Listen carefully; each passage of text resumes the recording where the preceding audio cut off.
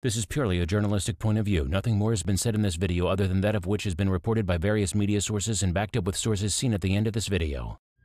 On Saturday, 14th July 1984, wrestling fans tuned into Superstation TBS to watch their beloved World Championship Wrestling, a wrestling show that aired on WTBS for 12 years, broadcasting matches featuring the stars of Georgia Championship Wrestling.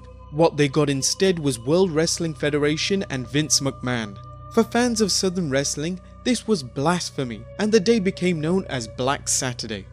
Black Saturday would change the wrestling landscape, playing a role in the creation of Wrestlemania and eventually sparking the wrestling war between Vince McMahon and Ted Turner. Join us now as Behind the Titantron looks at Black Saturday.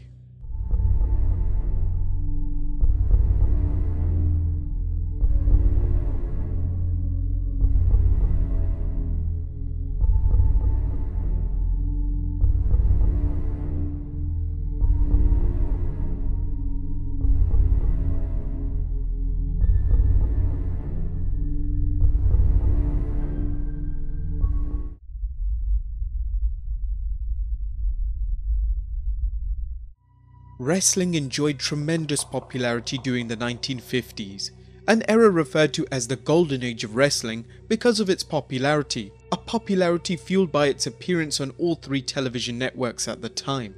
Unfortunately, as often happens with successful programming, wrestling becomes overexposed, leading to a decline in ratings and its departure from the networks.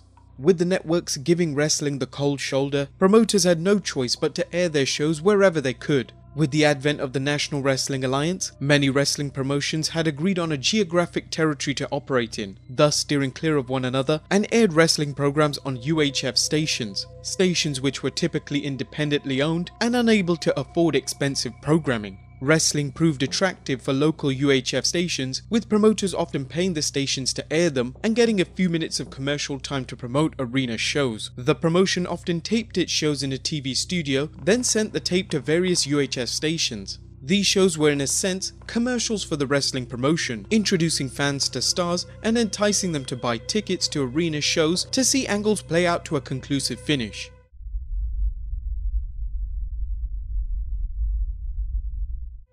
Ted Turner needed cheap programming when he launched his UHF station, WTCG, later renamed WTBS in 1979, so he could fill the airwaves. The station was known for airing reruns of various shows, but when Turner's friend Ann Gunkel needed a spot for her late husband's wrestling promotion, Turner aired the show.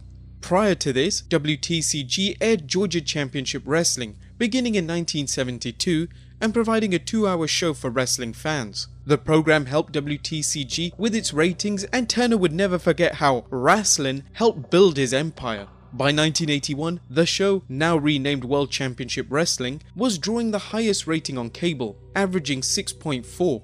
Georgia Championship Wrestling benefited tremendously from its WTBS show. As cable expanded across America, WTBS began to air in a number of markets outside the Georgia area. Unlike most wrestling promotions that had a limited range, Georgia was receiving national coverage.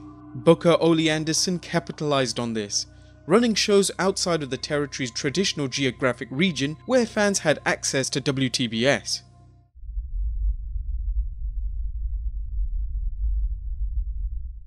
Vince McMahon's desire to expand the WWF from a regional promotion into a national promotion depended on getting national coverage. The insightful McMahon saw the possibilities with cable television and bought Southwest Championship Wrestling's spot on USA Network. Sean Assail writes, "As Vinny saw it, the beauty of cable was that it could take the McMahons into every market where the NWA operated, bypassing the SARS control. The cable airwaves could be used like a fighter squadron, providing air support for the live arena wars he was prepared to wage on the ground." The WWF was authorized to sell 60% of the commercial time on its USA programming, and McMahon saw WTBS as the next logical step in going national. McMahon approached Ted Turner and pitched the idea of airing WWF programming on the Superstation. Turner ultimately turned down the offer. McMahon went to Plan B, buying Georgia Championship Wrestling outright, thus gaining its time slot.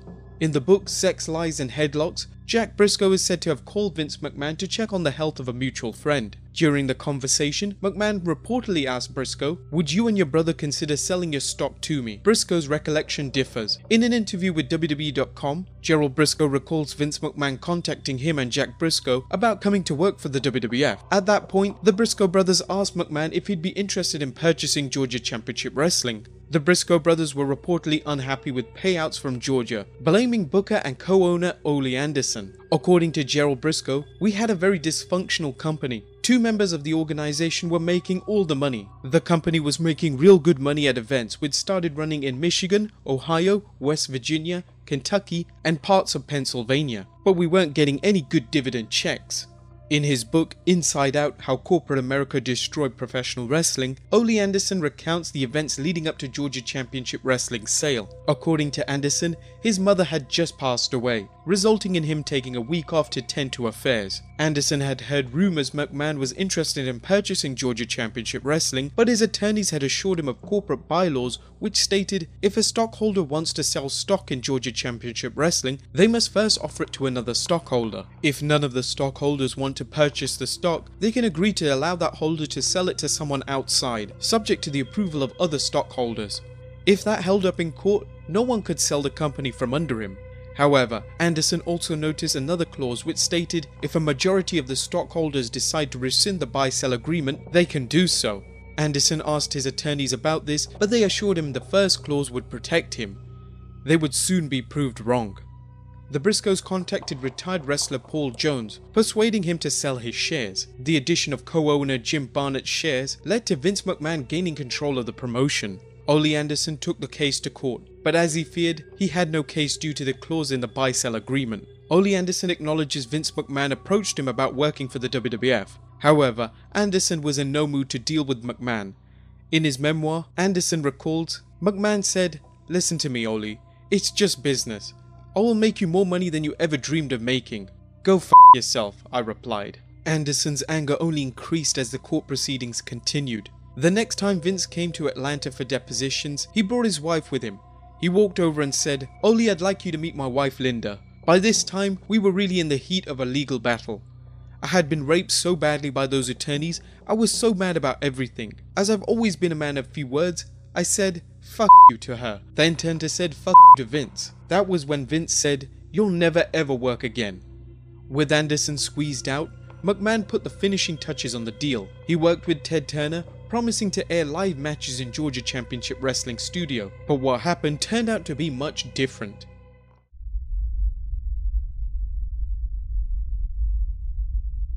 On Saturday 14th July 1984, fans saw the familiar opening of World Championship Wrestling. Fans tuned in to see the equally familiar face of Freddie Miller, the co-host of World Championship Wrestling. Fans were in for a shock though, when Miller welcomed the WWF to the Superstation, then introduced Vince McMahon. McMahon promised the viewers to provide the greatest in professional wrestling entertainment in the world today. Given the first match on the show was a squash involving Special Delivery Jones and Nick DiCarlo against the WWF Tag Team Champions Adrian Adonis and Dick Murdoch, it's difficult to imagine fans of Georgia Championship Wrestling being impressed with the new product. It may be difficult to understand why Georgia wrestling fans were so outraged, but consider these two scenarios. Number 1. Imagine you're tuning into Gotham, and instead of the dark, gritty series, you get the Batman series starring Adam West. Or, to put a wrestling analogy, you're a Ring of Honor fan, and you tune in to see John Cena, Breezango, The New Day, and Roman Reigns instead of Ring of Honor's stars. Your idea of what constitutes good wrestling is much different than what's suddenly being shoved down your throat.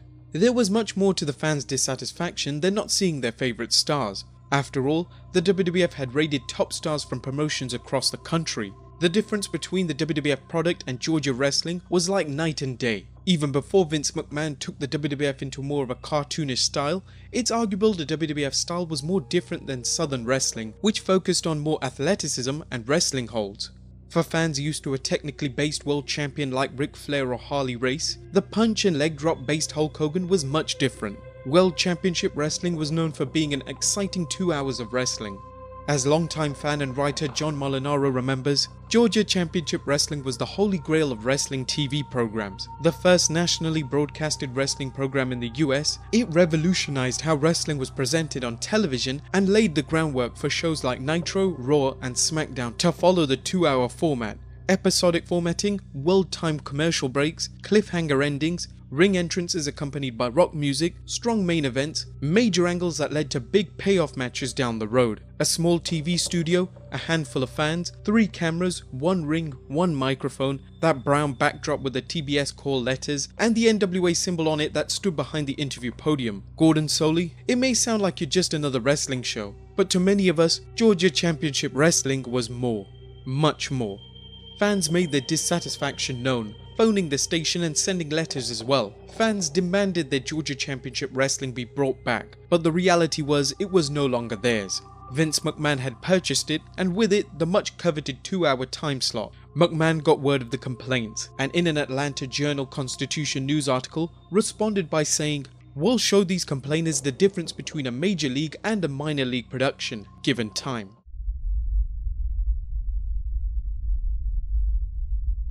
World Championship Wrestling's ratings quickly dropped and complaints continued pouring in. Ted Turner took action, airing a 1-hour program at 7:30 AM, Championship Wrestling from Georgia. Turner also aired Bill Watts' Mid-South Wrestling, and the show quickly became TBS's #1 show.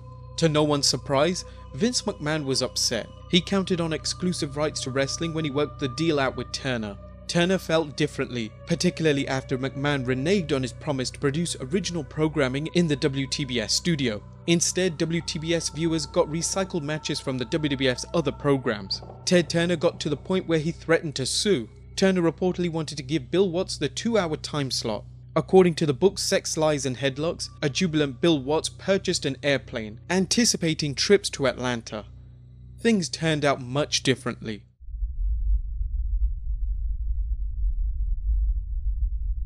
With Ted Turner and Vince McMahon at odds, wrestling executive Jim Barnett proposed a solution. Jim Crockett Promotions was looking to build upon the success of its Starrcade pay-per-views and go national. When Barnett informed promoter Jim Crockett Jr. of the chance to buy the 2-hour slot on WTBS, he quickly moved into action, purchasing the slot for $1 million. The result was Jim Crockett Promotions got its national spot, and Bill Watts was left out in the cold.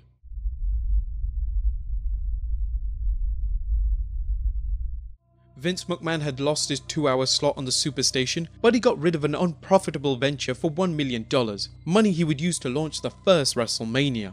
Wrestling has it that Vince McMahon profitably told Crockett, "You'll choke on that million," when he sold a spot. Vince McMahon and Ted Turner's experience doing business with each other soured them to one another. Ted Turner reportedly was impressed by McMahon when he made his initial offer to buy the World Championship Wrestling time slot. However, that changed after McMahon reneged on his word that he would produce live studio wrestling for his WTBS program. Bill Watts' Mid-South Wrestling continued through syndicated program on UHF stations, with Watts attempting to take Mid-South Wrestling national. This would later be Universal Wrestling Federation.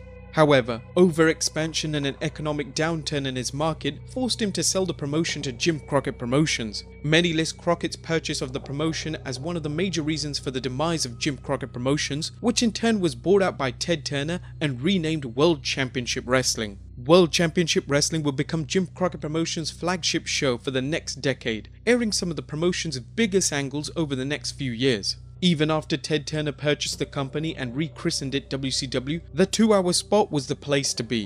In 1992, World Championship Wrestling was renamed WCW Saturday Night, but it remained the promotion's flagship show until the 1995 launch of Monday Night Nitro. In the meantime, wrestling's popularity saw other cable networks pick up wrestling. ESPN would air the American Wrestling Association and World Class Championship Wrestling. The WWF's presence on USA would expand the creation of primetime wrestling, and following the success of Wrestlemania, the NBC network aired its Saturday night's main event specials. Well guys, I hope you enjoyed this episode behind the Titantron. Be sure to subscribe so you can check out daily videos on the channel. Be sure to support the series on Patreon, and I'll see you next time with some more wrestling content.